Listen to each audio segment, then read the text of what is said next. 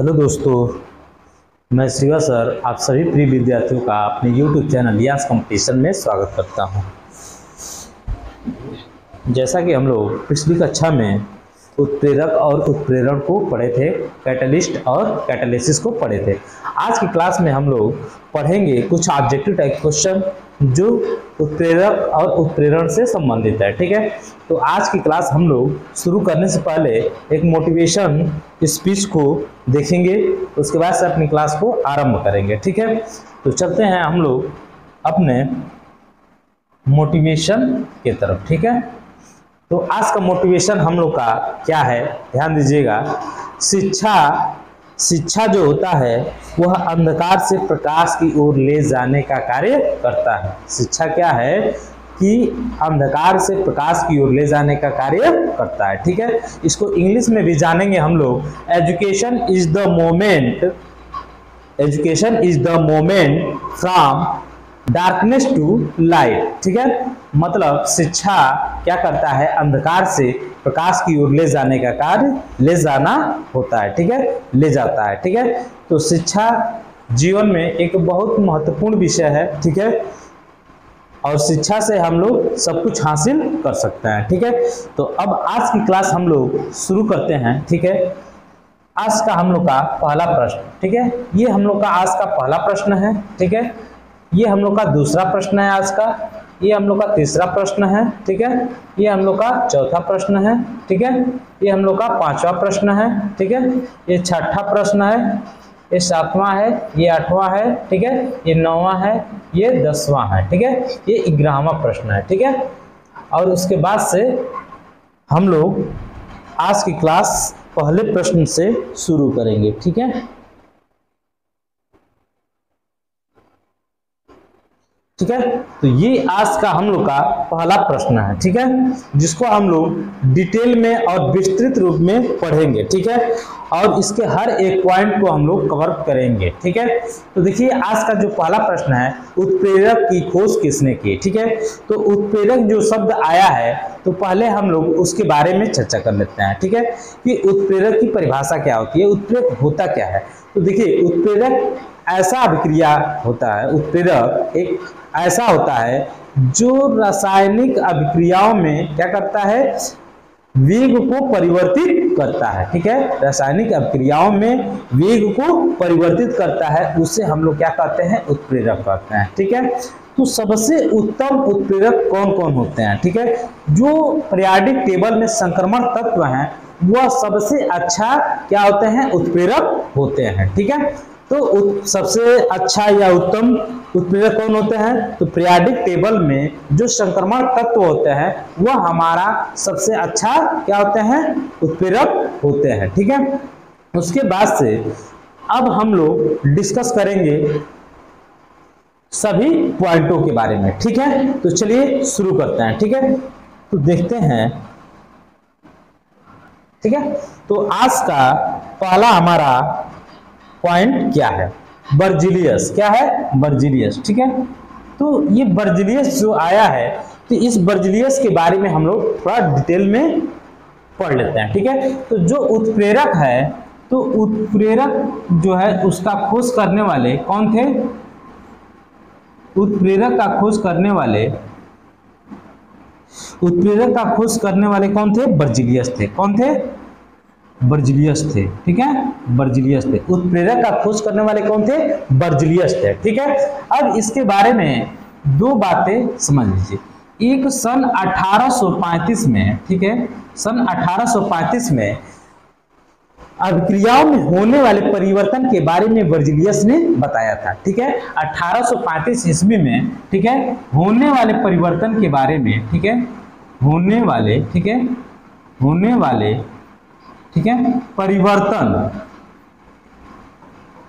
वाले परिवर्तन के बारे में सर्वप्रथम बर्जिलियस ने बताया था।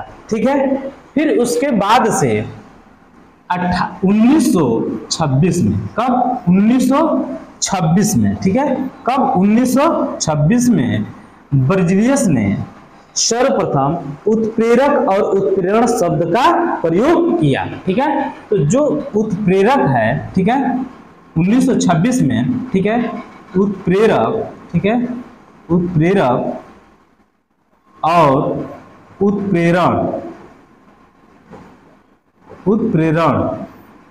शब्द, ठीक है, शब्द का सर्वप्रथम प्रयोग किया। उत्प्रेरक और उत्प्रेरण इन दोनों शब्दों को बर्जिलियस ने सर्वप्रथम 1926 में इन शब्दों का प्रयोग किया, ठीक है। जो 1835 है उस समय अभिक्रियाओं में होने वाले परिवर्तन के बारे में उत्प्रेरक के बारे में 1835 में ही बर्जिलियस ने बता दिया था, ठीक है। अब हम लोग डिस्कस करते हैं अगले पॉइंट को, ठीक है। तो अगला पॉइंट हम लोग का क्या दिया है, रदरफोर्ड। तो रदरफोर्ड के बारे में कुछ विशेष बातें नहीं, लेकिन इनके सिद्धांतों के बारे में हम लोग चर्चा करेंगे, ठीक है। तो रदरफोर्ड जो थे ये इन्होंने परमाणु मॉडल सिद्धांत दिया। क्या दिया? परमाणु, ठीक है, मॉडल, ठीक है, परमाणु मॉडल सिद्धांत दिया था, ठीक है, परमाणु मॉडल सिद्धांत दिया था, ठीक है। इन्होंने ही रेडियोधर्मिता का भी बारे में बताया था, ठीक है, रेडियोधर्मिता। अब आता है अगला जो पॉइंट है हम लोग का वो क्या है, लुईस, ठीक है, लुईस पास्चर, ठीक है। तो लुईस पास्चर के बारे में हम लोग जानेंगे, ठीक है, कि लुईस पास्चर क्या सिद्धांत था, ठीक है, लुईस पास्चर ने क्या सिद्धांत दिया था। तो लुईस पास्चर के बारे में हम लोग जो सिद्धांत पढ़ेंगे वो है अम्ल, ठीक है। तो इन्होंने, लुईस पास्चर ने अम्ल के बारे में बताया था। किसके बारे में? अम्ल के बारे में बताया था, ठीक है, अम्ल, ठीक है, अम्ल, लुईस पास्चर ने अम्ल के बारे में बताया था। अब यहाँ पे अम्ल जो शब्द है, अम्ल का जो परिभाषा होता है लुईस पास्चर ने जो दिया था उसके बारे में जान लेते हैं कि जो पदार्थ क्या करता है, इलेक्ट्रॉन युग्म को ग्रहण करता है, जो पदार्थ इलेक्ट्रॉन युग्म को ग्रहण करता है वह क्या कहलाता है, अम्ल कहलाता है। जो पदार्थ इलेक्ट्रॉन युग्म को क्या करता है, ग्रहण करता है, ठीक है, वो क्या कहलाता है, अम्ल कहलाता है। यह लुईस पास्चर द्वारा दिया गया सिद्धांत था, ठीक है। तो अम्ल के बारे में इन्होंने क्या बताया था कि इलेक्ट्रॉन युग्म को, ठीक है, इलेक्ट्रॉन युग्म को क्या किया जाता है, ग्रहण करता है, ठीक है। जो पदार्थ इलेक्ट्रॉन युग्म को ग्रहण करता है उससे हम लोग क्या कहते हैं, अम्ल कहते हैं। ये जो अम्ल है यह किसने दिया था, अम्ल के बारे में किसने बताया था, लुईस पास्चर ने बताया था, ठीक है। तो अब यहाँ पे हम लोग का प्रश्न जो दिया है, उत्प्रेरक की खोज किसने की? तो उत्प्रेरक की खोज किसने की थी, बर्जिलियस ने। ऑप्शन ए, बर्जिलियस ने उत्प्रेरक की खोज की थी, ठीक है। इस प्रश्न का उत्तर आपको मिल गया होगा कि उत्प्रेरक की खोज किसने की, बर्जिलियस ने। बर्जिलियस ने ही बताया था 1835 में कि अभिक्रिया में होने वाले परिवर्तन, चेंजेस के बारे में बताया था, ठीक है। उसके बाद 1926 में उत्प्रेरक और उत्प्रेरण जो शब्द दिया था, ठीक है, सर्वप्रथम वह बर्जिलियस ने ही दिया था, ठीक है। उसके बाद से हम लोग डिस्कस किए हैं रदरफोर्ड। रदरफोर्ड ने क्या दिया था, परमाणु मॉडल सिद्धांत दिया था, ठीक है। उसके बाद से लुईस पास्चर ने अम्ल की परिभाषा को डिराइव किया था। अम्ल की परिभाषा में बहुत सारे थे, ठीक है, बहुत सारे वैज्ञानिकों ने अपना अपना मत दिया है, ठीक है। तो उसी प्रकार से लुईस पास्चर ने भी अम्ल के बारे में बताया है कि जो पदार्थ क्या करते हैं, इलेक्ट्रॉन युग्म को ग्रहण करते हैं वो अम्ल कहलाते हैं, ठीक है। ये लुईस पास्चर का दिया हुआ स्टेटमेंट है, ठीक है। तो अब हम लोग चलते हैं अगले प्रश्न की तरफ, ठीक है। अगला प्रश्न, ठीक है, अगला प्रश्न हम लोग का क्या है, ध्यान दीजिएगा, ठीक है। तो जब अभिकारक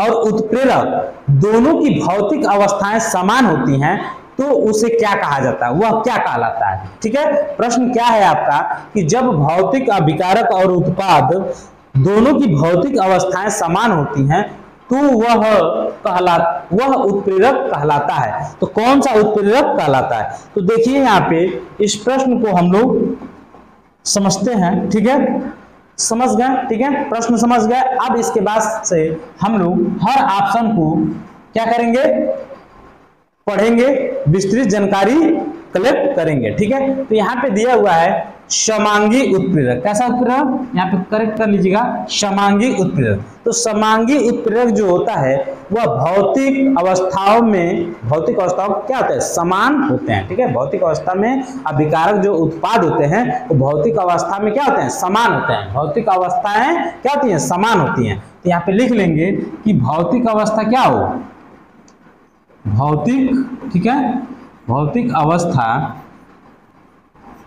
अवस्थाएं, भौतिक अवस्थाएं, ठीक है, क्या हो, समान हो, समान हो, ठीक है, समान हो, तो उसे हम समांगी उत्प्रेरक कहते हैं। ठीक है, अब अगला जो पॉइंट है हम लोग का वो क्या है, विषमांगी उत्प्रेरक। ठीक है, तो उसे हम लोग समांगी कहते हैं, समांगी उत्प्रेरक। अब यहाँ पे जब अभिकारक और उत्पाद दोनों की भौतिक अवस्थाएं क्या हो, अलग अलग हो, तो उसे विषमांगी उत्प्रेरक कहते हैं। ठीक है, तो समझ में आ गया होगा कि जिनकी भौतिक अवस्थाएं क्या हो, अलग अलग हो, वो क्या कहलाएंगी, विषमांगी उत्प्रेरक कहलाएंगी। तो यहाँ पे नोट कर लीजिएगा क्या, कि जिनकी भौतिक अवस्था, ठीक है, भौतिक अवस्थाएं, जिनकी भौतिक अवस्थाएं क्या हो, अलग अलग हो। ठीक है, जिनकी भौतिक अवस्थाएं अलग अलग हों, वो क्या कहलाएंगी, विषमांगी उत्प्रेरक कहलाएंगे। ठीक है, अब हम लोग उत्प्रेरक विष के बारे में समझते हैं। ठीक है, उत्प्रेरक विष जो है वो क्या होता है, यह उत्प्रेरक विष जो होता है यह क्रिया निरोधक होता है। क्या होता है, क्रिया निरोधक होता है, क्रिया निरोधक होता है, क्रिया निरोधक होता है। कौन, उत्प्रेरक विष।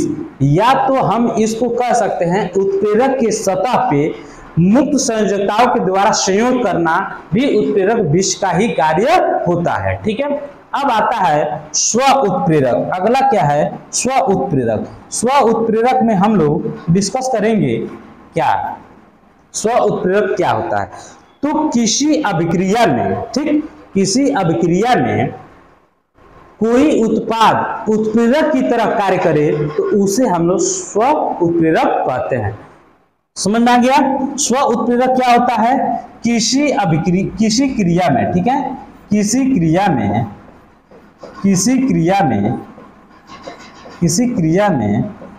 कोई उत्पाद, ठीक है, किसी क्रिया में कोई उत्पाद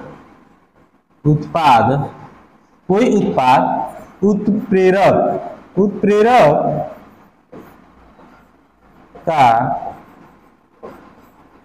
कार्य करे तो उसे हम क्या कहते हैं, किसी क्रिया में कोई उत्पाद उत्प्रेरक की तरह कार्य करे तो उसे हम स्व उत्प्रेरक कहते हैं। ठीक है, आपके सामने है। तो इस प्रश्न का उत्तर हमें प्राप्त हो गया है। क्या प्राप्त हुआ है, देखते हैं कि जब अभिकारक और उत्प्रेरक की भौतिक अवस्थाएं समान होती हैं तो उत्प्रेरक कहलाता है, क्या कहलाता है, समांगी उत्प्रेरक कहलाता है। ठीक है, अब हम लोग डिस्कस करेंगे अगले प्रश्न को। ठीक है, अगला प्रश्न हम लोग का क्या है, ठीक है, अगला जो प्रश्न है वो देखेंगे, जब अभिकारक, ठीक है, जब अभिकारक और प्रश्न वही रिपीट हुआ है। ठीक है,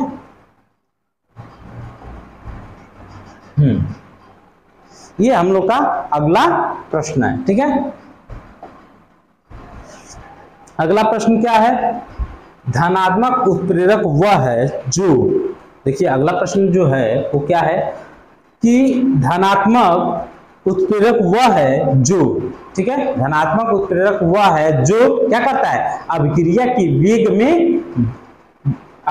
वेग को बढ़ाता है या वृद्धि कर देता है। ठीक है, तो यहाँ पे हम लोग ऑप्शन को देखते हैं। ठीक है, क्या है यहाँ पे, क्या है, अभिक्रिया की वेग को बढ़ाता है कौन, धनात्मक उत्प्रेरक। कौन, धनात्मक उत्प्रेरक, धनात्मक उत्प्रेरक, उत्प्रेरक। ठीक है, अभिक्रिया की वेग को घटाता है कौन, ऋणात्मक उत्प्रेरक। ठीक है, कौन उत्प्रेरक? ऋणात्मक। अभिक्रिया की वेग को घटाता है ऋणात्मक उत्प्रेरक। ठीक है, अभिक्रिया की वेग को घटाता है ऋणात्मक उत्प्रेरक। ठीक है, अब यहाँ पे दिया हुआ है अभिक्रिया की वेग को अपरिवर्तित रखा है। ठीक है, तो इस ऑप्शन पे हमें कोई डिस्कशन नहीं करना है। अब हम लोग अगला पॉइंट प्रेरित उत्प्रेरक की भांति व्यवहार करता है। इस पे हम लोग को भी सी और डी पे कोई डिस्कशन नहीं करना है। डिस्कशन हमें 2 पॉइंट पे करना था। तो यहाँ पे प्राप्त हो गया आपको आंसर। क्या प्राप्त हो गया कि जो धनात्मक उत्प्रेरक होते हैं वह अभिक्रिया की वेग को बढ़ाते हैं या वृद्धि कर देते हैं। ठीक है, तो ऑप्शन ए। ठीक है, अब हम लोग चलते हैं अगले प्रश्न की तरफ। ठीक है, अगला प्रश्न हम लोग के पास क्या है? ठीक है, तो यहाँ पे दिया हुआ है कि कौन सा एंजाइम ग्लूकोज को अल्कोहल में परिवर्तित करता है। कौन सा एंजाइम ग्लूकोज को अल्कोहल में परिवर्तित करता है? ठीक है, यहाँ पे अच्छा समझेंगे। कौन सा एंजाइम ग्लूकोज को अल्कोहल में परिवर्तित करता है? ठीक है, तो यहाँ पे देखते हैं ऑप्शन को। ठीक है, हम लोग प्रत्येक ऑप्शन को अच्छे से देखते हैं। तो यहाँ पे जाइमेज जो एंजाइम होता है वह क्या करता है? ग्लूकोज। ठीक है, ग्लूकोज। ठीक है, ग्लूकोज को, ठीक है, अल्कोहल में परिवर्तित करता है। ठीक है, डाइस्टेज एंजाइम। ठीक है, डाइस्टेज जो एंजाइम होता है वह स्टार्च को, ठीक है, माल्टोस में परिवर्तित करता है। ठीक है, माल्टोस में परिवर्तित करता है। यहाँ पे जाइमेज क्या करता है कि ग्लूकोज को अल्कोहल में परिवर्तित करता है और जो डाइस्टेज होता है वह स्टार्च को माल्टोस में परिवर्तित करता है। अब अगला है इन्वर्टेस एंजाइम। इन्वर्टेस, ये सही कर लीजिएगा। यहाँ पे क्या लिखा है? इन्वर्टेस।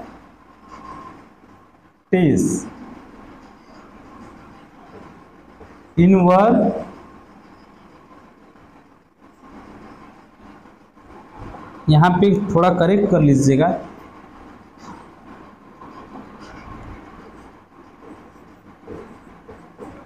Invertase enzyme. ठीक है, इन्वर्टेस एंजाइम। ठीक है, ये क्या करता है कि गन्ने की शर्करा से, ठीक है, गन्ने की शर्करा से स्टार्च को, ठीक है, गन्ने की शर्करा से ग्लूकोज व फ्रक्टोज बनाता है। क्या करता है? गन्ने की शर्करा से ग्लूकोज व फ्रक्टोज बनाता है। क्या करता है ये?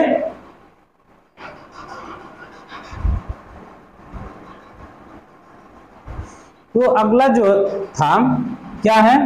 गन्ने की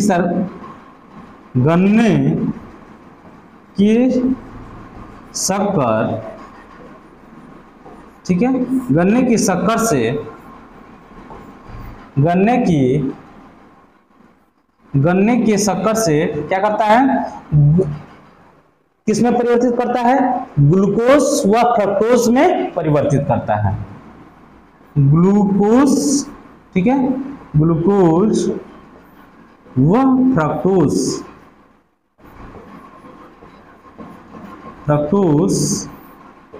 में परिवर्तित करता है। गन्ना कहिए चाहे गन्ने, ठीक है, गन्ना के शक्कर से ग्लूकोज व फ्रक्टोज में परिवर्तित करता है। जो अगला ऑप्शन है वह टाइलिन है, टाइलिन एंजाइम। टाइलिन जो एंजाइम होता है यह क्या करता है? ठीक है, मानव लार में टाइलिन स्टार्च को ग्लूकोज में परिवर्तित करता है। स्टार्च को ग्लूकोज में परिवर्तित करता है। मानव लार में स्टार्च को ग्लूकोज में परिवर्तित करता है। ठीक है, टाइलिन जो एंजाइम होता है वह क्या करता है, मानव लार में, ठीक है, मानव लार में, ठीक है, मानव लार में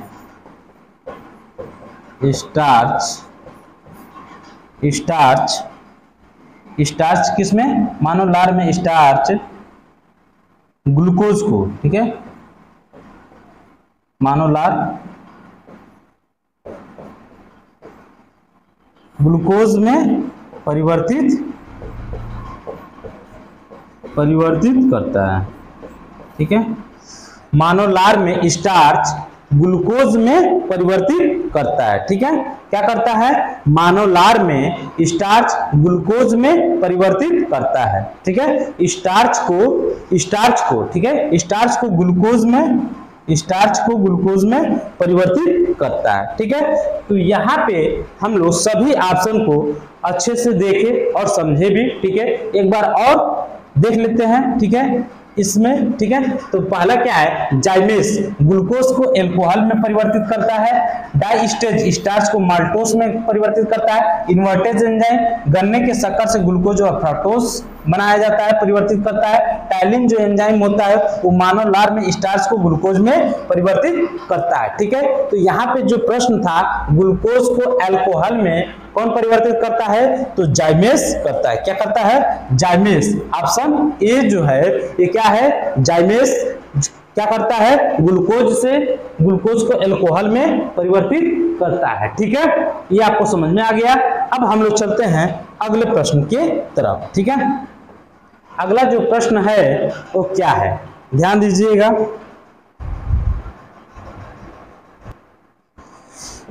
हाँ, तो हम लोग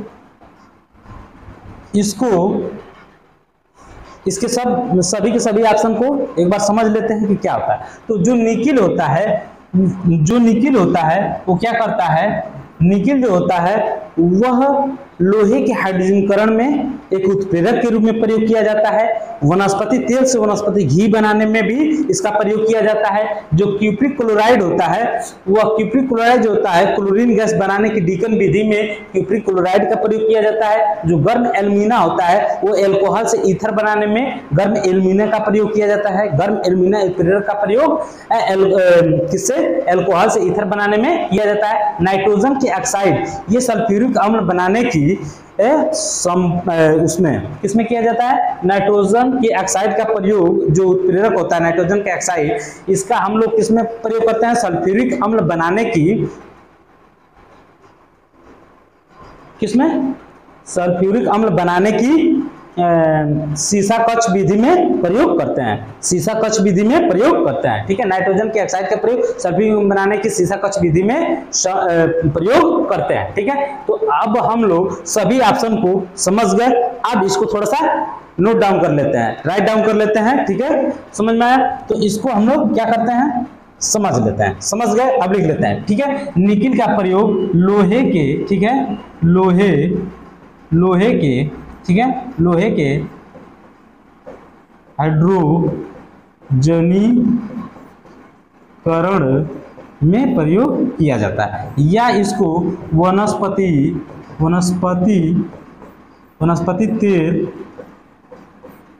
तेल से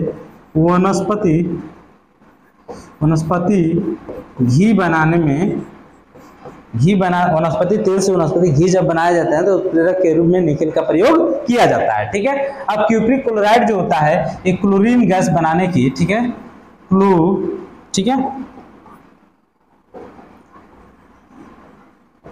क्लोरीन, ठीक है, क्लोरीन गैस, ठीक है, क्लोरीन गैस बनाने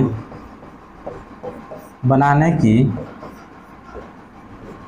डीकन विधि में, ठीक है, क्यूप्रिक क्लोराइड उत्प्रेरक का प्रयोग किया जाता है। क्लोरीन गैस बनाने की डीकन विधि में क्यूप्रिक क्लोराइड उत्प्रेरक का प्रयोग किया जाता है। गर्म एल्यूमिना जो होता है एल्कोहल से, ठीक है, एल्कोहल से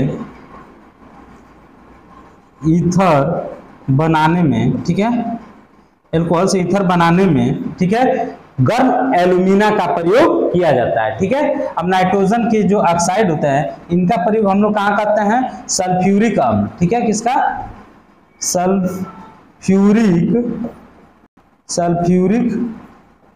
अम्ल बनाने के सीसा कक्ष विधि में, ठीक है, नाइट्रोजन के ऑक्साइड का प्रयोग किया जाता है। ठीक है, तो यहाँ पे हम लोग इस प्रश्न का जो उत्तर है देख लेते हैं क्या होगा कि वनस्पति तेल के हाइड्रोजनीकरण के लिए किस उत्प्रेरक का प्रयोग किया जाता है, तो निकिल उत्प्रेरक का प्रयोग किया जाता है। ठीक है, ऑप्शन ए इसका करेक्ट है। ठीक है, चलते हैं हम लोग अगले प्रश्न की तरफ।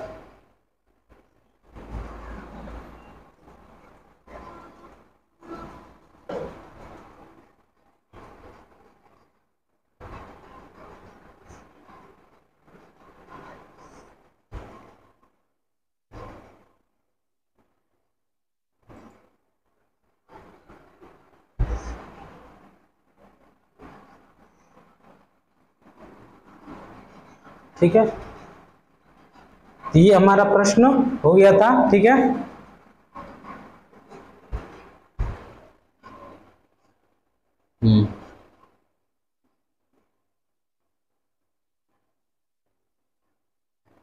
यहाँ पे ये भी प्रश्न हो गया। अब हम लोग आते हैं अगले प्रश्न के तरफ। ठीक है, ये हम लोग का अगला प्रश्न है। ठीक है,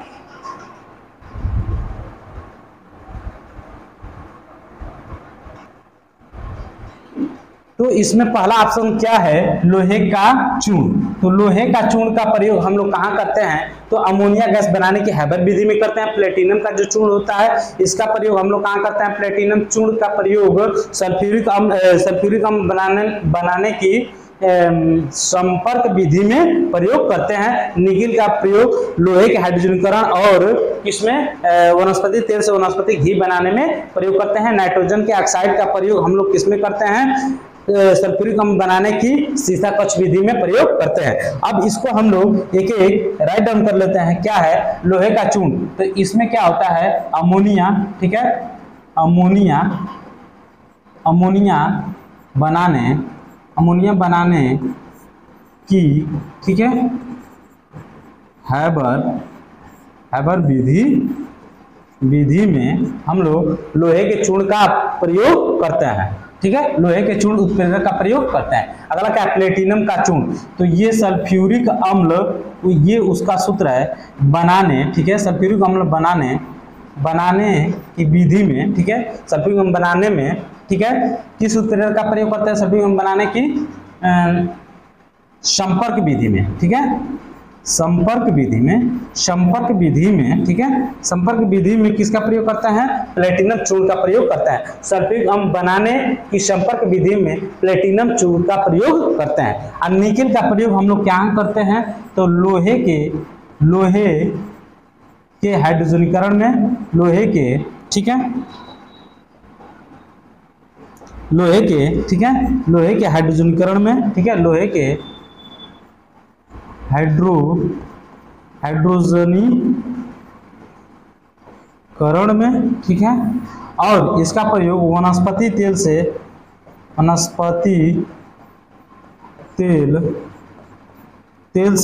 ठीक है, वनस्पति घी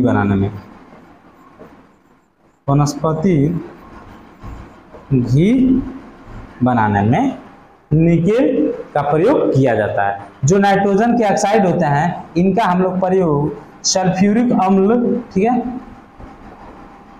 सल्फ्यूरिक अम्ल H2SO4,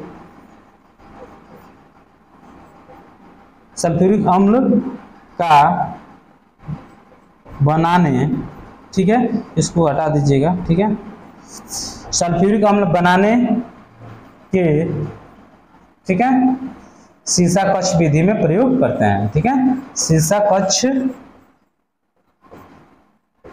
विधि में, ठीक है, सीसा कक्ष विधि में सल्फ्यूरिक अम्ल बनाने के सीसा कक्ष विधि में नाइट्रोजन के ऑक्साइड का प्रयोग करते हैं। ठीक है, तो यहाँ पे इस प्रश्न का जो उत्तर है वो देख लेंगे हम लोग, क्या होगा, सल्फ्यूरिक एसिड बनाने के संपर्क विधि में, ठीक है, संपर्क विधि में उत्प्रेरक के रूप में प्रयोग होता है। तो कौन सा प्रयोग होता है संपर्क विधि में? तो प्लेटिनम चूर्ण का प्रयोग होता है। किसका प्रयोग होता है? प्लेटिनम चूर्ण का प्रयोग होता है। ठीक है, सीसा कक्ष विधि में, संपर्क विधि में किसका प्रयोग होता है? प्लेटिनम चूर्ण का प्रयोग होता है। ठीक है, ये हम लोग का अब अगला प्रश्न आता है। ठीक है, अब देखेंगे यहाँ पे इस प्रश्न को। ठीक है, करा वनस्पति तेल से वनस्पति घी बनाने की प्रक्रिया है। तो देखिए, वनस्पति तेल से वनस्पति घी बनाने की प्रक्रिया कौन सी है, इसको हम लोग समझ लेते हैं। ठीक है, तो जो हाइड्रोजनीकरण विधि होती है, यह क्या करता है? वनस्पति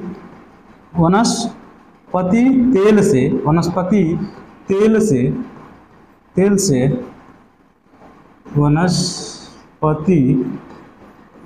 घी बनाने में हाइड्रोजनीकरण विधि का प्रयोग किया जाता है।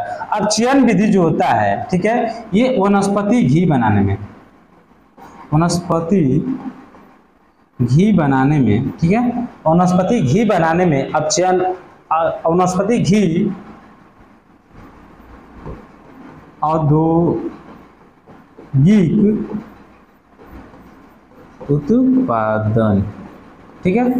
देखिए, अब चयन विधि का प्रयोग वनस्पति घी बनाने में क्या होता है? औद्योगिक उत्पादन में प्रयोग किया जाता है। वनस्पति घी औद्योगिक उत्पादन में अब चयन विधि का प्रयोग किया जाता है। ठीक है, अगला जो पॉइंट है हैबर विधि। कौन विधि? हैबर विधि। हैबर विधि जो होता है, यह अमोनिया बनाने में प्रयोग किया जाता है। अमोनिया, ठीक है, अमोनिया बनाने में प्रयोग किया जाता है। डीकन विधि, ठीक है, डीकन विधि से हम लोग क्लोरीन गैस बनाते हैं। क्या बनाते हैं? डीकन विधि जो होता है उससे क्लोरीन बनाते हैं। क्लोरीन गैस बनाने में किसका प्रयोग किया जाता है? देखिए, हैबर विधि से अमोनिया तैयार करते हैं, डीकन विधि से क्लोरीन गैस तैयार करते हैं। जो हैबर विधि होता है वो अमोनिया बनाता है, जो डीकन विधि है वो क्लोरीन गैस बनाता है। ठीक है, तो यहाँ पे इस प्रश्न का जो उत्तर होगा वो क्या होगा? ध्यान देगा, वनस्पति तेल से वनस्पति घी बनाने की कौन सी प्रक्रिया है? तो हाइड्रोजनीकरण प्रक्रिया है। जो अपचयन प्रक्रिया है, यह वनस्पति घी बनाने में औद्योगिक उत्पादन, ठीक है, औद्योगिक उत्पादन में वनस्पति घी जो तैयार किया जाता है वो अपचयन विधि द्वारा तैयार किया जाता है। अब हम लोग डिस्कस करेंगे अगले प्रश्न को। ठीक है, अगला प्रश्न क्या है, ध्यान देंगे यहाँ पे। ठीक है, अगला प्रश्न क्या है? किसी अभिक्रिया में उत्प्रेरक, किसी अभिक्रिया में उत्प्रेरक का क्या कार्य होता है? किसी अभिक्रिया में उत्प्रेरक का कार्य क्या होता है? वेग को परिवर्तित करता है। किसी अभिक्रिया में उत्प्रेरक का कार्य क्या होता है? वह वेग को परिवर्तित करता है, चेंज करता है, बदलता रहता है। ठीक है, तो यहाँ पे ऑप्शन जो होगा क्या होगा? ठीक है, ऑप्शन सी, वेग को परिवर्तित करता है, परिवर्तन नहीं करता है, परिवर्तित करता है, परिवर्तित करता है। ठीक है, क्या करता है? परिवर्तित करता है। अब यहाँ पे हम लोग ऑप्शन के बारे में थोड़ा डिस्कस कर लेते हैं। क्या है? वेग को बढ़ाता है या वृद्धि करता है? वृद्धि करता है। कौन करता है भाई? धनात्मक उत्प्रेरक। कौन उत्प्रेरक? धनात्मक उत्प्रेरक जो होता है वो वृद्धि करता है। क्या करता है? वृद्धि करता है। वेग को बढ़ाता है या वृद्धि करता है? कौन? धनात्मक उत्प्रेरक। वेग को घटाता है वो कौन सा उत्प्रेरक है? वह ऋणात्मक उत्प्रेरक है। कौन सा है? ऋणात्मक उत्प्रेरक जो होता है वह वेग को घटाता है। ठीक है, उत्प्रेरक, ठीक है, ऋणात्मक उत्प्रेरक अभिक्रिया के वेग को घटाता है या कम करता है। ठीक है, अब यहाँ पे अभिक्रिया को आरंभ नहीं करता है। उत्प्रेरक का कार्य क्या होता है? वह वेग को क्या करता है? परिवर्तित करता है। ठीक है, अब हम लोग चलते हैं अगले प्रश्न की तरफ। ठीक है, अगला प्रश्न क्या है? ठीक है, अब देखेंगे यहाँ पे अभिक्रिया के वेग में कमी लाने वाले पदार्थ को कहते हैं। अभिक्रिया की वेग में कमी लाने वाले पदार्थ को कहते हैं। ठीक है, तो अभिक्रिया की वेग में कमी लाने वाले पदार्थ को हम लोग क्या कहते हैं? अभिक्रिया के वेग में कमी लाने वाले पदार्थ को क्या कहते हैं? ऋणात्मक। क्या कहते हैं? ऋणात्मक। यहाँ पे सही कर लीजिएगा। ठीक है, ऋणात्मक उत्प्रेरक। क्या होगा? ऋणात्मक उत्प्रेरक। ठीक है, ये ऑप्शन यहाँ पे हम लोग का जो सी है वो करेक्ट है। जो अभिक्रिया के वेग में क्या करता है? अभिक्रिया के वेग में, ठीक है, जो कमी लाता है चाहे क्या करता है? घटा देता है, वो क्या कहलाता है? ऋणात्मक उत्प्रेरक कहलाता है। तो ऑप्शन सी यहाँ पे करेक्ट है। ठीक है, अब यहाँ पे हम लोग देख लेते हैं कि स्व उत्प्रेरक क्या होता है। तो स्व उत्प्रेरक वो होता है जो किसी अभिक्रिया में कोई उत्पाद उत्प्रेरक की भांति कार्य करता है, तो वह स्व उत्प्रेरक कहलाता है। धनात्मक उत्प्रेरक क्या करता है कि यह अभिक्रिया के वेग को बढ़ाता है, ये क्या कहलाता है? धनात्मक उत्प्रेरक कहलाता है। उत्प्रेरक विष क्या होता है? यह क्रिया निरोधक होता है, ठीक है, या होता है उत्प्रेरक के सतह पर, ठीक है, मुक्त संयोजकताओं के संयोग करता है, तो भी क्या कहलाता है? उत्प्रेरक विष कहलाता है। ठीक है, अब यहाँ पे हम लोग डिस्कस करेंगे अगले प्रश्न को। ठीक है, अगला प्रश्न क्या है हम लोग का? कह रहा है कि निम्न में से औद्योगिक निर्माण में प्रयुक्त प्रक्रम संपर्क विधि द्वारा बनाया गया है। ठीक है, औद्योगिक निर्माण में, ठीक है, तो औद्योगिक निर्माण में प्रयुक्त प्रक्रम विधि, ठीक है, प्रक्रम संपर्क विधि द्वारा किस द्वारा कौन सा बनाया गया? तो देखिए, जो औद्योगिक निर्माण होता है उसमें हम लोग अभी पिछले क्वेश्चन में डिस्कस किए हैं। क्या डिस्कस किए हैं? कि जो क्वेश्चन थे उनको डिस्कस किए हैं, तो वहीं से ये भी प्रश्न बना हुआ है। तो जो सल्फ्यूरिक एसिड होता है, तो ये हमारा संपर्क विधि द्वारा, ठीक है, किसके द्वारा बनता है? सल्फ्यूरिक एसिड का निर्माण हम लोग दो तरीके से करते हैं, एक सीसा कक्ष विधि से, एक संपर्क विधि से। ठीक है, तो यहाँ पे दोनों हम देख लेते हैं। सल्फ्यूरिक अम्ल का जो निर्माण होता है, एक होता है संपर्क, ठीक है, संपर्क विधि द्वारा, एक होता है सीसा कक्ष विधि द्वारा। किसके द्वारा? सीसा कक्ष विधि द्वारा। तो जो संपर्क विधि होता है, संपर्क जो विधि होता है, इसमें हम लोग किसका प्रयोग करते हैं? सीसा कक्ष विधि में हम लोग नाइट्रोजन के ऑक्साइड का प्रयोग करते हैं। यहाँ पे संपर्क विधि में हम लोग प्लेटिनम का प्रयोग करते हैं। ठीक है, ठीक है, सल्फ्यूरिक अम्ल जो होता है, ठीक है, ठीक है, तो ये जो है प्लेटिनम चूर्ण का प्रयोग हो गया, नाइट्रोजन के ऑक्साइड का प्रयोग हो गया। तो यहाँ पे जो आप दोनों ये विधि है, ठीक है, तो यहाँ पे सल्फ्यूरिक अम्ल इस प्रश्न का उत्तर हो जाएगा। ठीक है, अब हम लोग डिस्कस कर लेते हैं अगला। इस्पात जो विधि होती है, इस्पात का निर्माण किसके द्वारा होता है? ठीक है, तो इसमें ये बेशमर विधि द्वारा इस्पात का निर्माण होता है। ठीक है, जो सोडियम हाइड्रोक्साइड है, ये हाइड्रोक्साइड है। ठीक है, हाइड्रोक्साइड जो होता है वो किससे होता है? ले ब्लॉक प्रक्रम द्वारा, ठीक है, ले ब्लॉक प्रक्रम द्वारा। ठीक है, अब ये जो अमोनिया होता है, अमोनिया किससे होता है? हैबर विधि द्वारा। ठीक है, अमोनिया का निर्माण किससे होता है? हैबर विधि द्वारा। किसके द्वारा?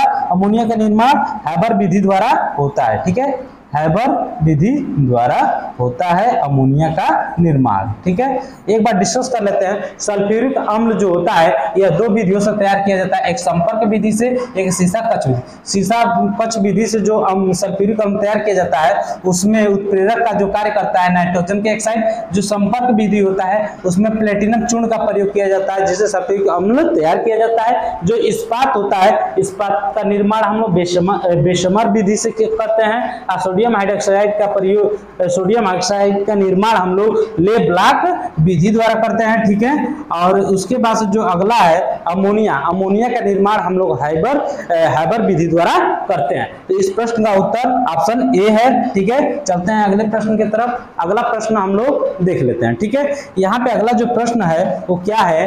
निम्न में से किस प्रक्रम में प्लेटिनम का उपयोग उत्प्रेरक के रूप में होता है? ठीक है, तो किसमें होता है? तो देखिए, प्लेटिनम अभी पिछले ही क्वेश्चन में डिस्कस किए हैं कि जो अमोनिया होता है उसको हम लोग किससे तैयार करते हैं? हैबर विधि से तैयार करते हैं, उसमें उत्प्रेरक का प्रयोग होता है, तो उत्प्रेरक प्लेटिनम होता है। तो यहाँ पे देख लेते हैं, प्लेटिनम का उपयोग करते हैं किसके? अमोनिया की ऑक्सीकरण द्वारा, ठीक है, नाइट्रिक अम्ल बनाने में। ठीक है, इसमें किसमें करते हैं? इसमें उत्प्रेरक क्या होता है? प्लेटिनम का चूर्ण होता है। देखिए, अब यहाँ पे ऑप्शन जो है आपको समझ में आ गया, ऑप्शन ए इसका करेक्ट आंसर है। ठीक है, तो ये समझ में आ गया। अब हम लोग आज की क्लास यहीं पे समाप्त करेंगे। और थोड़ा वीडियो को आप लोग देख रहे हैं तो लाइक और शेयर थोड़ा करना ना भूलें, ठीक है। वॉचिंग फॉर वीडियो, ठीक है। और ज़्यादा से ज़्यादा थोड़ा सा शेयर कीजिए, जिससे कि हम लोग और बेहतर से बेहतर कंटेंट देने का प्रयास करें, ठीक है। जिससे कि और भी हम लोग को अंदर से एनर्जी मिले, जिससे हम लोग क्या करें, वीडियो बेहतर से बेहतर बनाएं, जिससे आपके एग्जाम, ठीक है, एग्जाम को नजर में रखते हुए सारे कंटेंट तैयार किए जा रहे हैं। बहुत समय लगता है, बड़ी मेहनत करना पड़ता है, जिसकी वजह से एक क्लास बन पाती है, ठीक है। एक वीडियो शूट करने के लिए हम लोग को बहुत काफी मेहनत करना पड़ता है, ठीक है। तो इसके लिए आप लोग थोड़ा सा वीडियो को ज्यादा से ज्यादा शेयर करें, ठीक है। और मिलते हैं हम लोग अगले वीडियो में अगले टॉपिक के साथ, ठीक है। थ्योरी और कॉन्सेप्ट उसमें रहेगा, उसके बाद से हम लोग एमसीक्यू, जैसे क्लास चल रही है ऐसे ही चलती रहेगी, ठीक है। और आप लोग वीडियो थोड़ा जोर शोर से शेयर कीजिए, जिससे कि हम लोग को अंदर से एनर्जी प्राप्त हो कि और बढ़िया से बढ़िया कंटेंट दें और बढ़िया से बढ़िया आपको पढ़ाया जाए, ठीक है। जिससे कि आपका सिलेक्शन भी जल्दी से जल्दी हो जाए, ठीक है। आने वाली अभी वैकेंसियां बहुत सारी हैं, जिसमें साइंस का बहुत बड़ा रोल है, ठीक है। तो इसलिए आप लोग बेहतर अभी यही बेहतर होगा कि आप लोग अभी से ही अपना कंटेंट क्या करें, पढ़ना स्टार्ट कर दें, जिससे कि आपका एक सीट क्या हो सके, पक्का हो सके, ठीक है। तो हम लोग मिलते हैं अगले क्लास में। Thank you so much.